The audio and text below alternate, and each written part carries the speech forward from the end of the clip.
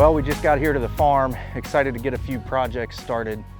We're gonna take you out on the place that we're managing today and look at what the transformation is that we've made on this farm. And we'll have to look back from last fall when we first got assigned to it and see kind of what we had then versus where it is now. I don't recall, honestly, what we had documented, but just a high-level overview. Kind of what we're looking at is two things.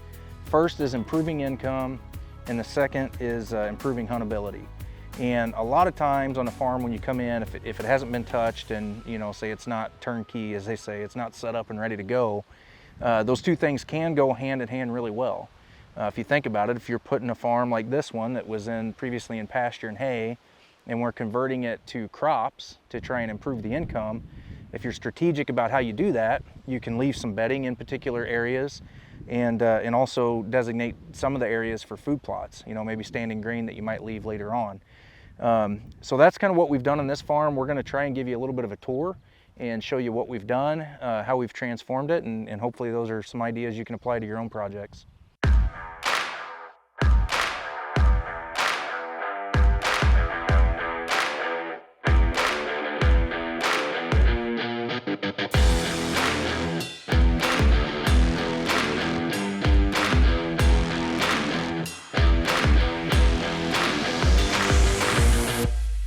If you are buying your first farm or looking to improve a farm and trying to figure out what do I need, what are the tools I need, you know, this is great, but a lot of times what we're doing, especially if, you know, we're busy, we got lots of farms that we're working on, we hire it out. And if you look at the financials of it, you know, a lot of times that makes a lot of sense. So on this farm in particular, we've got a lot of food plots that we'd like to get done. It's kind of out of our core area. It's a little bit further. If you can't get down there, like I said, you just don't have the funds to buy all that equipment up front. You can find guys that will come in and just turnkey a whole food plot for you, but a lot of times they're pretty flexible. If you got a boom sprayer or a small sprayer backpack style and you're doing some food plots, you just need somebody to come in and drill it. Whatever the case may be, guys like Ryan or whoever it is, you can find somebody to come in and help you do those types of projects. So on this farm in particular, we found a guy that was local that had a bobcat, and Josh Cobb out of southern Iowa. He's got a nice setup where he came out, helped us, you know, in a couple days. He was able to get a ton of work done with his skid steer, and we did not only some improvements for opening areas up to get more crops, but also improve some habitat for the wildlife. So you got to be strategic, like I said before, about and how you're going about this to be able to do both. If you're looking at improving your habitat for wildlife, improving the huntability, and also improving income. But when you start thinking about, you know, it can get overwhelming if you start thinking about the cost of the equipment involved. And so as you're getting started, maybe you pick up your first farm, don't forget that there are a lot of opportunities out there to either hire the work done, contract some of the help, so that you don't have all that expense in your first couple of years.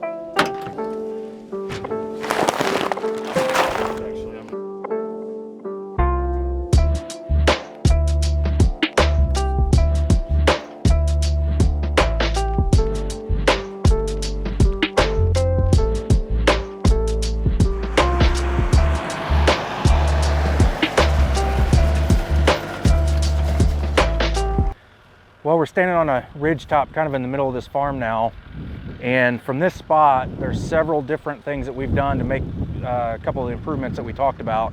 One is the income and the other is the huntability. So the first thing is, if you look back over my shoulder, you can see there's a lot of trees growing up, a lot of young trees. This was mainly, this 40-acre section of the farm was all in pasture. And so what we did is we took kind of the unproductive side, or the side be a little too steep to plant into crops, and more or less said we're going to leave that dedicated purely for hunting.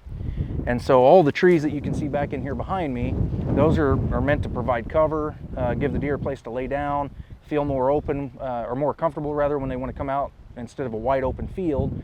And then it also gives us a little bit of screen from the road so that you don't have prying eyes kind of looking back into the property. The other side of the farm, the other half of this portion of the property anyway, we had Josh come in. I mentioned earlier, Josh Cobb come in with his skid steer, and we pulled all those trees out. Pulled the trees, used the bucket and kind of leveled out the dirt, made it a nice even surface, well-prepared surface for going straight into beans this year. And so if you look out here, you can kind of see a nice transition. There's one side here is all sprayed and been drilled into beans for this coming crop year. The other side's growing up nice. We're gonna have some nice stand of good grasses in there and the trees left for good cover. And in that process, you know, we're mainly kind of segmenting how do we want each portion of the farm to function, what's its purpose. But as we took the opportunity to remove the trees for the crops, we use those to our advantage. So rather than just piling them up in a big brush pile and burning them, we actually intentionally placed the piles of brush so that it would help enhance certain travel routes for the deer. So where I'm standing right here, it's actually the intersection line between where the edge of the tall cover will be and the crops, and makes a perfect spot for a blind for late season hunting.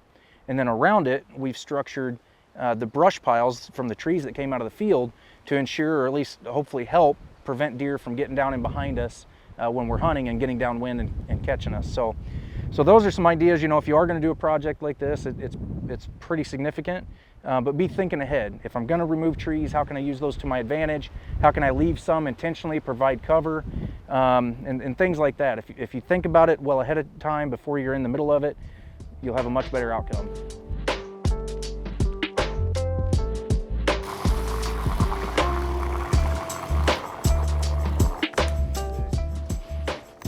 Should be good.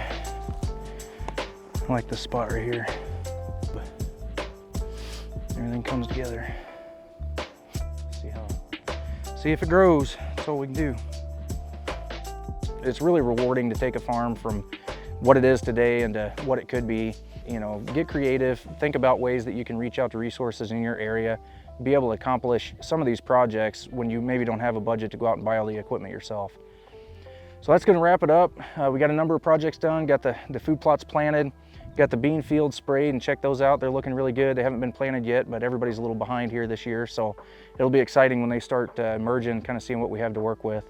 But we'll try and keep you updated on the projects we're working here on this farm. If you guys have any specific questions on, you know, habitat improvement ideas or what you can do with your farm, feel free to reach out. You know, we don't really have that as part of our business portfolio, but it's always fun and exciting to talk about what other people are doing. So enjoy the rest of your week, and thanks for watching.